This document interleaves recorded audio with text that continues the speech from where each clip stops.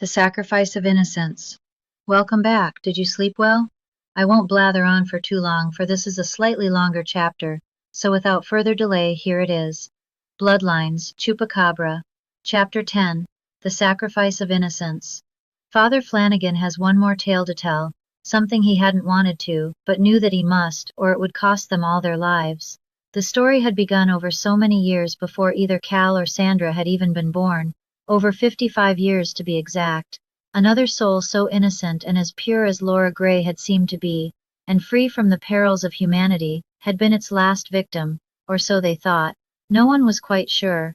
All they had were rumors and nothing more. We find the 5 of our intrepid troop meeting in a parking lot just after daybreak, just after breakfast, near the motel where they've been staying. Larry, Sandra, and Cal, as they are talking, a thick cloud of dust and fumes kicks up, causing a khud so thick you couldn't see 2 feet in front of you. Larry tries to wave the dust and fume cloud away as he coughs, just as an old beat-up Ford Bronco rolls in next to Larry's Jeep. As the 2 priests are seen exiting the clunker, Larry just shakes his head and laughs. He looks at Father Ted and can't believe that he's still driving that old piece of shit. The body was rusted, and the bumper was barely hanging on, and the rear left wheel well damaged. Ted, you should have shot that old mule years ago. Jesus, just how much oil is that rust bucket burning? You nearly choked us to death rolling up in here with that cloud of pollution. Oh, come on, Lar. She's still got a few years left in her.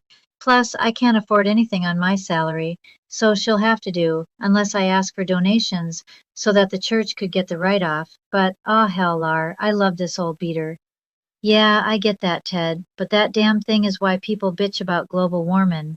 Sandra notices that Father Ted, she laughs, she can't help herself, that he's carrying both a small black velvet-covered wooden box with a silver double-headed snake made out of silver emblazoned on it. Father Santoro, on the other hand, is holding a rather worn-looking knapsack with a few patched holes fixed with old rags from the looks of it. Father Santoro, a smile on his face, unusual, he's usually so serious, greets everyone as holding up his hand to say hello. Cal finds this a bit odd. He never smiled once the entire day before, but now seems a slight bit giddy, like he was going to Disneyland or something, instead of hunting an elusive creature. Father Flanagan starts the conversation once they are all gathered around Larry's Jeep. So are you all ready for this? He says as the group all look on with anticipation. We are going back to Denton. I brought tents for each of us and a few supplies. We wait until just past midnight, then we will start the proceeding to draw this monster out. And mind you, it could take hours, or mere minutes. Once hold on a minute, so sorry, says Father Santoro looking through the sack he has with him, then back to the group, sweaty and slightly disheveled. Once I start reading the scrolls, because I cannot stop doing so, Father Ted here will sacrifice these chickens you see, there in Father Ted's truck. Well, 4 hens and a rooster. I thought maybe it would be a bit much, but I didn't want to take any chances. In the back of the old Ford Bronco, the priest had brought a small pet carrier with 4 live chickens. One happened to be a rather large, mean-looking rooster. Cal glared at it. He hated them, mean bastards, he said, remembering the time an old Rhode Island red that lived in the henhouse back home on the farm that he'd grown up on had chased him, pecking at his heel as he ran. Hey, Father, you, sure that we can't just eat that rooster? I could make a mean capon, Cal says to the priest. No, I assure you, Mr. Newitt, he is essential, as we need his blood specifically. How do I say this? There is an old spell from an old curandera that my tia back home. This woman practiced santeria. She swore by this blood magic to purify an individual. This animal will be the vessel so that Miss McCoy can be relieved of its hold of her. Sandra let out a gasp. Wait, what? Are you serious? You can't actually be for real, right? You're actually going to kill that poor chicken, or chickens. Father Santoro assured Sandra that the spilling of blood from these hens would draw the creature out, and the rooster was mere a distraction sacrifice to keep it at bay once it emerged, hopefully. Cal just looks at Father Santoro with an, okay, I got you, look. If he didn't know anything about blood magic or the ritual practices, well, he sure as hell did now. Sandra, still looking puzzled, shrugged her shoulders, hopped into the Jeep and stared at the chickens in the Bronco for a few minutes, before Father Santoro closed the back of the old rusted-out Bronco gate. Once all in the party had gathered into their vehicles, they then set off back towards the derelict town, haunted by its past and unforgiving from its few residents that remained. The five of them departed down the highway back to the farm, back to the very heart of this entire tale's beginnings. The one last thing that I may remind you of, there is no going back. It's too late to give up now. The drive to Denton somehow seemed so much longer than it had before, almost as if time itself was slowing to a crawl, as the sun disappeared, as the sky turned a dark, swirling gray, like someone flipping a switch and the lights were out. In the distance, a thick roll of huge, dark gray and black clouds loomed, and the closer to Denton they got. Thunder cracked and lightning flashed as a large hailstorm fell suddenly out of nowhere. The balls of hail, almost as big as ping-pong balls, hit the windows, making a screeching ping with every strike. Letting out an almost overexcited yet somewhat confused expression, Cal seemed to be in a bit of disbelief. Oh, now this is wild. I've never seen anything like this, not even in the Carolinas. But you guys, would you all look at that? No, what is it? Says Sandra. Cal took Sandra by her chin, slowly pushing her face towards the vast mountain range behind them, to what seemed to be an unusually thick fog that looked like large ocean waves. Holy shit! Sandra exclaims, her eyes wide in disbelief. That is some serious Ghostbusters kind of shit right there, man. Like, remember over Dana's building, right before Zool appeared? Yep, says Cal. And remember what Winston Zedmore said about the sky going black and whatnot? Well, I never thought I'd actually witness something similar anyhow. Ha, Sandra thought. Hey Cal, Zool had red eyes too, come to think of it. Oh yeah, just like our giant killer Chup, says Cal, as they both laugh, trying to make light of the intense storm as it hurtles closer towards them. Underneath the stormy sky, still crashing with thunder as the rain hit the vehicle so violently, they nearly went off of the road just when Larry had gained control of the Jeep. Sandra and Cal witnessed the bridge washed over by river flooding and collapsing behind them just after they passed over it. In that moment, they realized that could have meant their doom. If that wasn't an ominous sigh indeed, says Sandra. Sandra, turning to Cal, her eyes wide open and her jaw dropped at the sight of the bridge collapsing beneath the river's high waves as they crashed onto the embankments with such violence, it nearly seemed as if it had tried to swallow them up on purpose. The bridge! It just collapsed, Larry. God damn it! Sandra can't believe what she and Cal have just witnessed. Any second sooner, it would have swallowed them, no doubt about it. Cal yells out, Holy hell, did you see that? It's just gone. Fuck, oh fuck. We were just on that damn bridge. Sandra looked on with fear and excitement, the weirdest combination a person could feel, but in a moment like this she thought of how truly lucky they had been to have crossed over it, just mere seconds before the bridge came crashing down before their eyes. No doubt about it, now she believed that the Chupacabra was trying to stop them. Sweating profusely, Larry couldn't be bothered by the conversation in the back seat. His eyes were on the road. He knew that the way out was almost impossible, now that bridge was gone. That had been the only connection between them and the rest of civilization, until now. He quickly looked at his watch, then at his companions, as they kept trekking back down that dirt road, past old lady Crenshaw's place once again, into the heart of it all.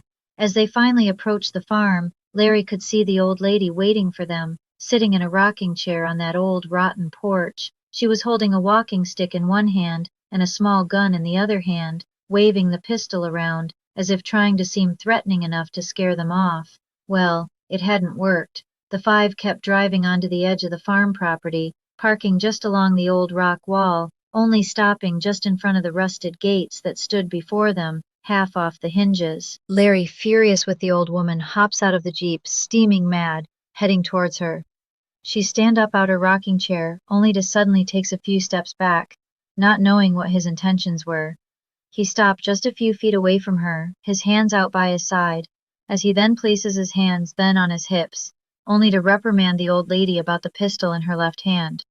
Old woman, Larry shouts, that damn pistol better not be loaded, and have you no mind for the safety of these people? What have they done to you? I ask you one more time. Go back inside of your home and let us be. This is my responsibility, and I'll not have you blowing holes in any one of them. Now get. Go back to your crypt of a house. Larry, hand stretched out, points his finger at her, his hands red from keeping his passengers safe. as he had gripped the wheel so hard at the moment the winds and hail hit his Jeep that he had nearly driven off the road. Sandra, upset and shaken after that wild, white-knuckling ride, called over to Larry in an angry tone, "What the hell is she doing out here?" "Trying the worst to get rid of us, Miss McCoy, but all I see is a bitter old frail woman lost by her own guilt and her own fault for her son, not my family, and she knows it," says Larry. Sandra walks closer up to the old woman, looks her right in the eye, and says, "Don't you have a cemetery to haunt, or somewhere else you can be?" Pathetic. She walks away from the woman, turning to Father Flanagan and Cal. She seemed to feel confident and happy about the old woman's failed attempt to stop them. She wasn't afraid of some stupid, miserable old woman. Old Lady Crenshaw's pinched face and scowling receded, her face drawn long by his words. "Doesn't matter anyway. It's like watching a funeral procession. You're all going to die, just like my boy, and you deserve it because of your grandfather," Sandra shouted back. "Shouldn't you be getting back to whatever freak show that you escaped from?" Cal had it with her. Now mind you, he was a gentleman, but this crazy old woman had hounded them relentlessly, so he felt no shame in giving her a piece of his mind. "What in the world are you talking about, you old bat?" Old Lady Crenshaw bellows again. "Oh, you don't know, do you, boy? Why don't you ask the priest? He knows. Oh yes, he knows." With all eyes on him, Father Flanagan speaks up, stammering at first to find the words and tell the truth. Father Flanagan was irate with her. Some secret shouldn't stay buried, he thought. "Old woman, you know damn well that your husband was a member of the cult, and I hate to be the one telling you this. He opened the door, and he is the reason why that thing took Rory, and why it has been stalking us all in the first place." Father Flanagan sighed as he continued. "Not Larry or anyone else here. Yes, that is the truth, unfortunately. Larry's grandfather only disturbed it, causing the entry of it back into the world and all of our lives." Larry, sighing with great breath, cited that wasn't entirely true. "Actually, my grandfather was there with Mercer Crenshaw when the portal was opened." "Theodore, the truth, please. I know what you're trying to do, but it's of no use if you lie. My grandfather was there." Larry takes a deep breath and sighs. "Larry, I must confess," says Father Flanagan. "I might have been poking around 2 years ago before your camper went missing, and I fear I may have stirred the pot.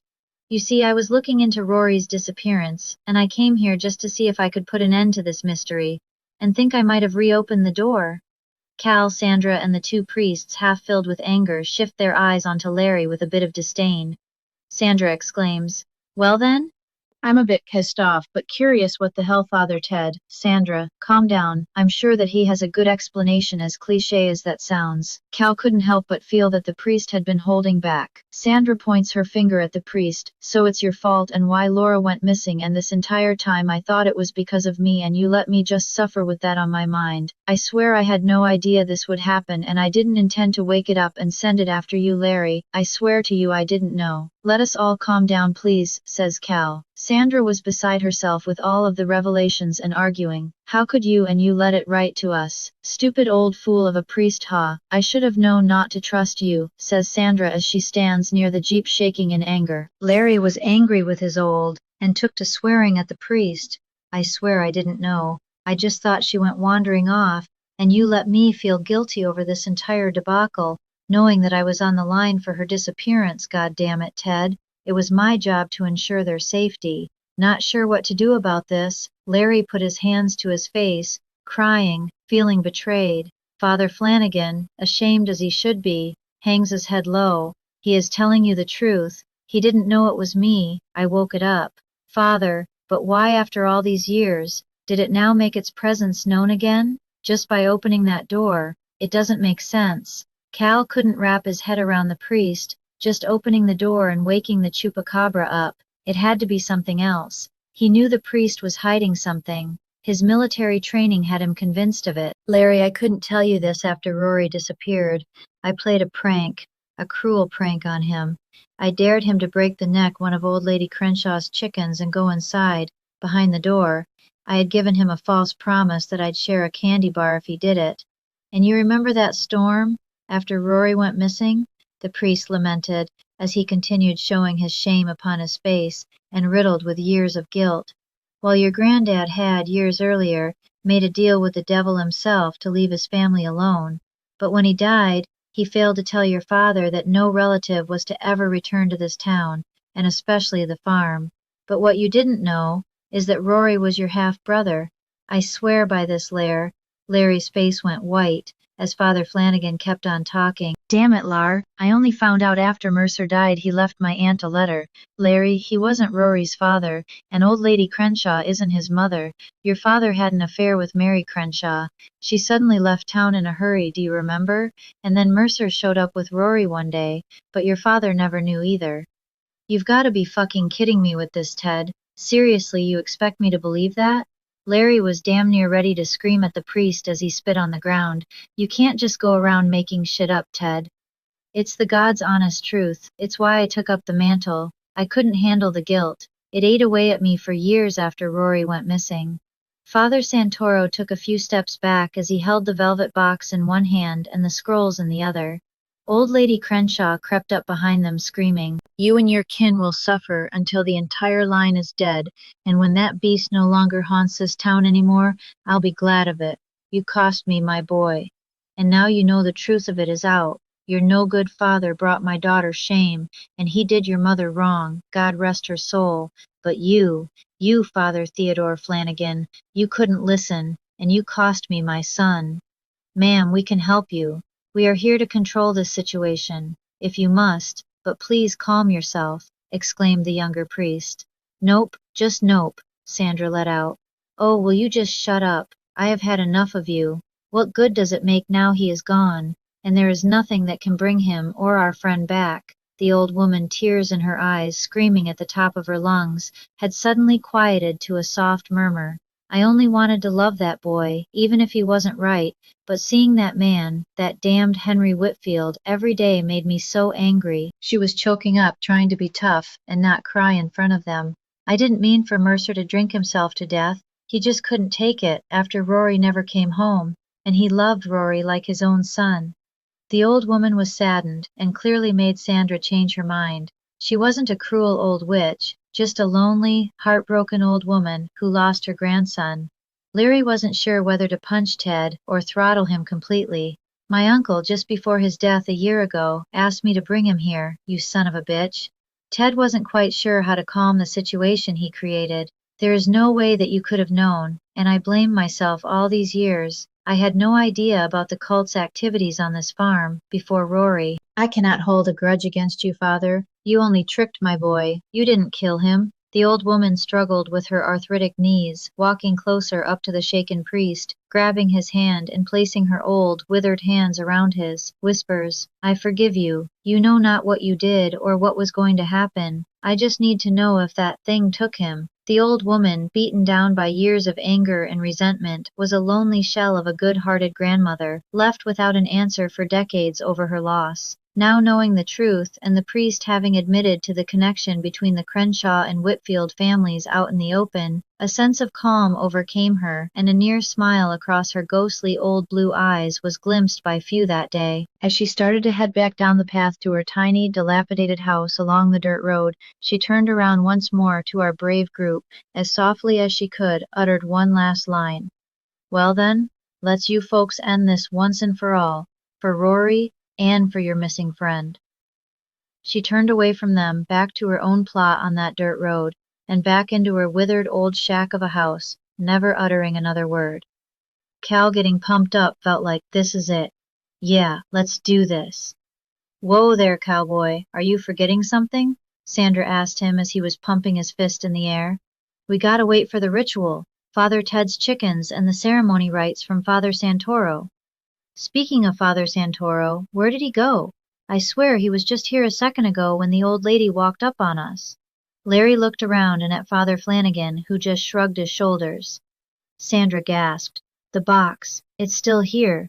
But wait, he was holding it, along with the scrolls, wasn't he?" Looking around, it was then Sandra noticed the flashlight hanging off of the lower beam just below in the cellar. The shadows glowed enough that she could see it. Sandra screamed out, "You guys, the door! It's open! Oh my God, he went in!" "He couldn't have, could he? But how? I was standing right next to him." Cal wasn't quite sure how the priest just sauntered off unnoticed, but then again, the old lady had distracted them for a brief few moments, so he could have. But why? Had the priest decided to start on his own, they thought? Father Flanagan's face had gone pale. He can't do it alone. Has the Lord forsaken us, or will we triumph? End Bloodlines Chupacabra, Chapter 10. Well, what did you think of this chapter? Let me know in the comments below. Until next time, stay safe, stay out of that cellar, and do not, for the love of all things, go through that door.